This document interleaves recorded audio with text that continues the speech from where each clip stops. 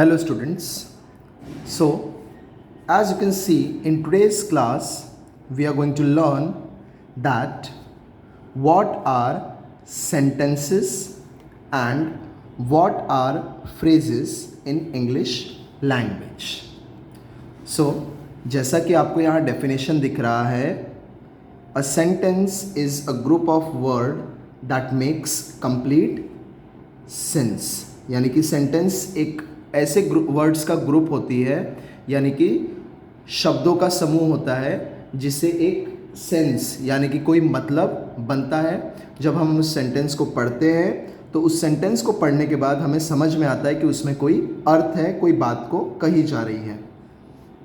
Basically एक जो sentence होता है वो कैपिटल लेटर से शुरू होता है, जैसा कि आप यहाँ पर देख सकते हो, and it will always and with a full stop. यानी कि फुल स्टॉप ऐसे होता है, हिंदी में हम विराम चिन्ह लगाते हैं, इंग्लिश में हम फुल स्टॉप लगाते हैं. उसके बाद से या तो क्वेश्चन मार्क से, क्वेश्चन मार्क कुछ इस तरीके से दिखता है, हिंदी में उसे प्रश्न चिन्ह कहते हैं, एंड और एन एक्सक्लेमेशन मार्क. यानी कि जब हम अपने सडन इमोशंस और फीलिंग्स को शो करते हैं तो it will and with a exclamatory mark. As if, see the example over here, it says he shouted in pain. So as you can see in this sentence, he shouted in pain, इससे एक complete meaning, एक complete मतलब बन रहा है. And अगर हम structure wise देखें स्टूडेंट्स, तो इस सेंटेंस में ही जो है वो हमारा सब्जेक्ट है, शाउटेड जो है वो वर्ब है यानी कि क्रिया है, एंड ऑल्सो पेन जो है ये ऑब्जेक्ट यानी कि एक्शन किस चीज़ के ऊपर हो रही है या कौन सी एक्शन हो रही है. सो ये हमारा एक जनरल स्ट्रक्चर होता है सेंटेंस का, subject plus verb plus object. Also अगर हम सेंटेंस को सिंपल अर्थ में याद रखने की कोशिश करें तो we can define sentence as something which has sense यानी कि मीनिंग है, मतलब है, as well as it has tense in it यानी कि उसके अंदर टेंस है, काल है.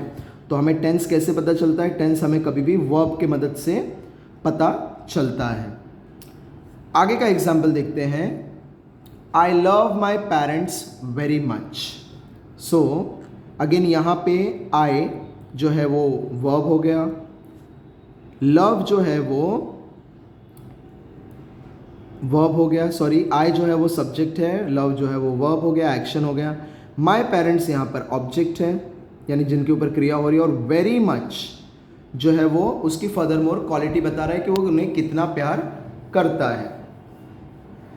The soldiers reach far and wide. Again the soldiers are the subject, searched जो है that is verb, far and wide again it is the object. वो क्रिया के बारे में अपने को बता रहे, it is telling us about the object. Also आपने जैसा ध्यान दिया होगा, हमारा जो सेकेंड डेफिनेशन है वो क्या कहता है कि हमारा जो सेंटेंस होता है it always starts with a capital letter. चाहे आप क्वेश्चन मार्क वाला सेंटेंस लिखिए या एक्सक्लेमेटरी मार्क वाला लिखिए, वो हमेशा कैपिटल लेटर से स्टार्ट होगा और एंड होगा एक फुल स्टॉप से. इसके आगे अगर स्टूडेंट्स मैं आपको एक ट्रिक बताऊं कि आपको कैसे पता चलेगा कि हमारा जो सेंटेंस है वो सब्जेक्ट है कि नहीं, तो सिंपली आपको क्या करना है, you have to ask multiple questions right from your sentence. As if who shouted in pain? He shouted in pain. Why did he shout? He shouted in pain, right? I love my parents very much. How much do you love your parents? I love my parents very much. ऐसा हमें answer मिलेगा. Whom do you love? I love my parents. So see over here, whatever questions we are asking, we are getting multiple answers right from our sentence itself. सो ये हमारा sentence अगर पूरा meaning बना रहा है तो ही हमें ये पूरा मतलब बताएगा, नहीं तो नहीं बता पाएगा. इसके आगे हम देखते हैं फ्रेज क्या होता है. तो फ्रेज यानी कि स्टूडेंट्स सिंपल वर्ड्स में अगर बताऊं तो phrase is a collection of words for sure, but ये जो कलेक्शन होता है ये पूरा सेंस नहीं बनाता है, it makes incomplete sense. So देखिए यहाँ पर a phrase is a group of word that makes some sense. थोड़ा बहुत वो सेंस बनाता है बट पूरा सेंस हमें क्रिएट करने नहीं देता है, but not complete sense. As if in pain. अब इन पेन से हमें क्या समझ में आ रहा है कि हाँ दर्द है, बट कितना है, किसको है, क्यों है, वो कुछ भी हमें पता नहीं है। नेक्स्ट है वेरी मच। अब क्या है वेरी मच, कुछ नहीं पता। फार एंड वाइड, कुछ नहीं पता। सो ये होता है फ्रेज, यानी कि a collection of words which doesn't makes complete sense. अब आप अगर इसको सोचेंगे, जैसे कि यहाँ पर देख लीजिए ऊपर, ही शाउटेड इन पेन, ये हमारा फ्रेज है इन पेन, लेकिन ही शाउटेड जो है वो अगेन मीनिंग बना रहा है कि हाँ उसने चिल्लाया। अब वो दर्द में चिल्लाया, वो उसको फर्दर मोर डिफाइन करा, तो इसके भी हम सेंटेंस बोल सकते हैं। सो होप कि आप अभी तक समझ गए हो। सो सॉरी, आप समझ गए हो कि सेंटेंस और फ्रेज क्या होता है। So let's see further exercise. आप हमारे साथ में इसे करते जाओगे। मैं ज़रा अपने ट्राइपॉड को अरेंज कर लेता हूँ तब तक के लिए। So students, as you can see, यहाँ पर हमारा एक छोटा सा एक्सरसाइज दिया है, और इस एक्सरसाइज में हम देखेंगे, बताएंगे कि कौन से दिए हुए sentences collection of words sentence है और कौन से फ्रेज हैं। So first, Mona sat quietly in her room. ये पूरा का पूरा सेंटेंस है। हमने कैसे इसको पहचाना, तो हमने इसको पहचाना क्योंकि मोना जो है वो एम यानी कि कैपिटल से स्टार्ट हो रहा है एंड फुल स्टॉप से ख़त्म हो रहा है, प्लस इसमें हमको एक सब्जेक्ट है मोना, वर्ब है, राइट, और आगे चल के पूरा सेंटेंस के बारे में हमको सिचुएशन के बारे में बताया गया है। So this is a sentence. Next देखेंगे इन अ बस। अब ना तो ये कैपिटल लेटर से स्टार्ट हुआ है, ना तो फुल स्टॉप से ख़त्म हुआ है, प्लस इसमें पूरा सेंस बन नहीं रहा है कि बस में क्या हो रहा है, कौन है, कहाँ जा रही है, nothing is given. So this is a phrase. तो यहाँ पर हम सिंपली लिख देंगे फ्रेज। वेरी क्विकली, अगेन ये फुल स्टॉप से शुरू, कैपिटल से शुरू नहीं हो रहा है, फुल स्टॉप से ख़त्म भी नहीं हो रहा है, और ये पूरा का पूरा सेंस नहीं बना रहा है। So again this is a phrase. The mouse disappeared very quickly. So अब ये कैपिटल लेटर से स्टार्ट हो रहा है, फुल स्टॉप से खत्म हो रहा है, प्लस इसमें पूरा सेंस है, एक सब्जेक्ट है, वो एक क्रिया कर रहा है और फर्दर उस क्रिया को डिफाइन भी किया है।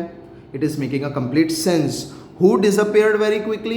The mouse disappeared very quickly. How did the mouse disappear? It disappeared very quickly. So we are getting multiple answers from our sentence itself. So this is a sentence for sure. So यहाँ पर हम लिख देंगे sentence. चलिए further more हम just देखते जाएंगे इसको। An elephant is larger than bull. क्या होगा स्टूडेंट्स इसका answer?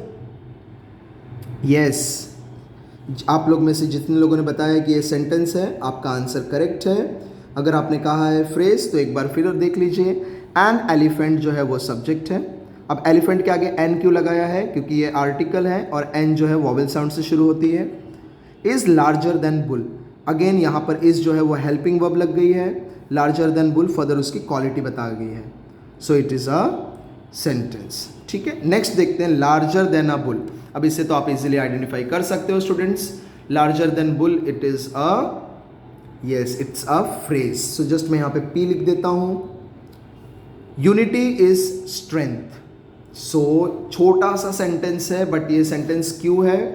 Because it is starting with a capital letter, ending with a full stop. Unity जो है यहाँ पर सब्जेक्ट है, इज जो है वो हेल्पिंग वर्ब है, और स्ट्रेंथ जो है उसकी फर्दर क्वालिटी है। So subject plus verb plus आगे का ऑब्जेक्ट यानी कि क्वालिटी लग गई है। So this is a sentence. Here and there. So here and there capital से शुरू नहीं हो रहा है, फुल स्टॉप से खत्म नहीं हो रहा है। हेयर किसी तरीके का सब्जेक्ट नहीं है, एंड किसी तरीके का वर्ब यानी कि एक्शन नहीं है, देयर किसी तरीके का ऑब्जेक्ट नहीं है। So this is a phrase. Let's see the next exercise. Question number 2, as you can see over here, थोड़ा सा हम फोकस करेंगे यहां पर। Yes, underline the phrases in the given sentence. अब जो सेंटेंस होती है students, sentence is made up of 2 parts. Collection of words होता है, तो ऑब्वियस है उस कलेक्शन ऑफ वर्ड्स में हर जो कलेक्शन है that is not going to make complete sense. So now as if over here as we can C,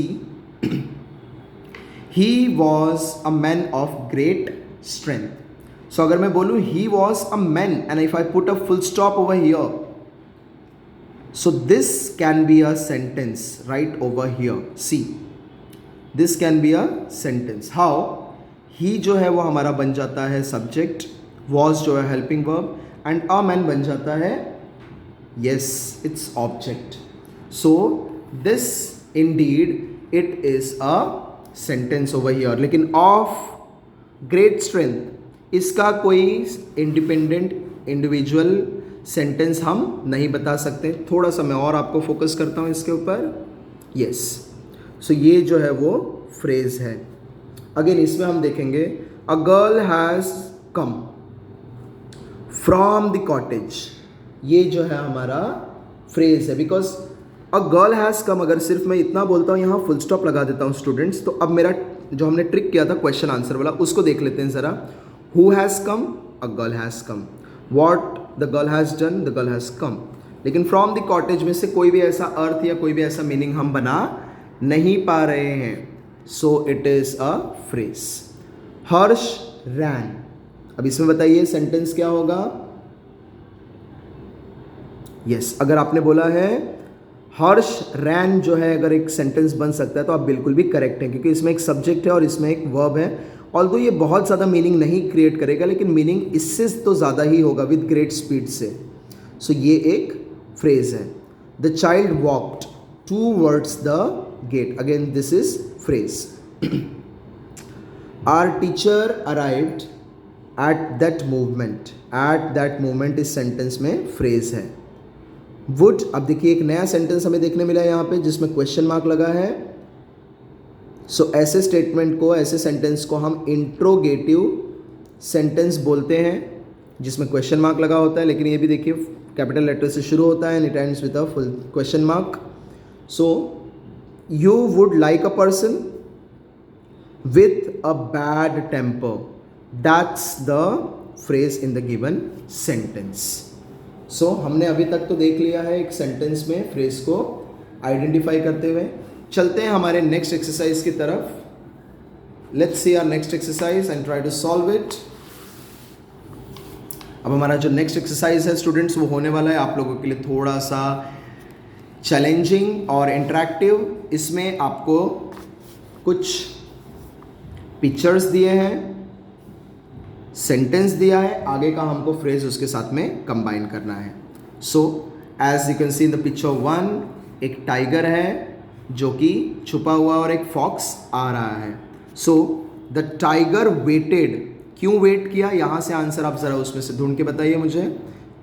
so for the fox to come near, that will be the answer. तो हम क्या करेंगे, यहाँ पर अपना answer लिखेंगे for the fox. अगर आप भी चाहें तो एक नोटबुक में स्टूडेंट्स इसको नोट करते जा सकते हो. So that will become very much easier for you all. For the fox to come near. And हमें याद रहना चाहिए कि every sentence starts with a capital letter and it ends with a full stop. So full stop से ये खत्म करेंगे हम इसको. नाउ सेकेंड सेंटेंस में हम देख रहे हैं कि एक बच्चा है जो क्रॉल कर रहा है. क्रॉल यानी कि अपने वो रेंगते हुए कहीं जा रहा है. So the child crawled out. यहाँ से देखिए विथ ज्वेल्स. ज्वेल्स तो कहीं नहीं दिख रहा है, ये तो हमने ऑलरेडी लिख दिया है. By the cruel Hunter sense नहीं बनेगा. थ्रू द डोर, यस यहाँ पे एक दरवाज़ा है. There is a door over here and he is crawling out. So we will write through the door. That's the correct answer. Okay, next हम देखते हैं द ट्रेन अराइव्ड. अब train कहाँ अराइव होगा स्टूडेंट्स. सो ट्रेन या तो station पे arrive हो रहा है या तो किसी टाइम पे अराइव हो रहा है. एंड अगर यहाँ पे हम थोड़ा सा फोकस करके देखें तो हमारी ट्रेन जो है वो 8 बजे अराइव हो रही है. Yes, and as you can see over here the train arrived at 8 o'clock. So that's our answer at 8 O. यहाँ पे आपको ये मार्क लगाना बहुत ही इंपॉर्टेंट है. आप मुझे कमेंट सेक्शन में बताएंगे इस मार्क को हम क्या बोलते हैं.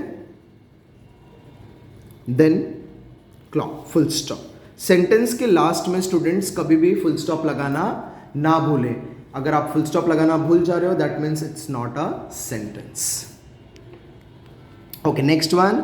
The poor man at the food.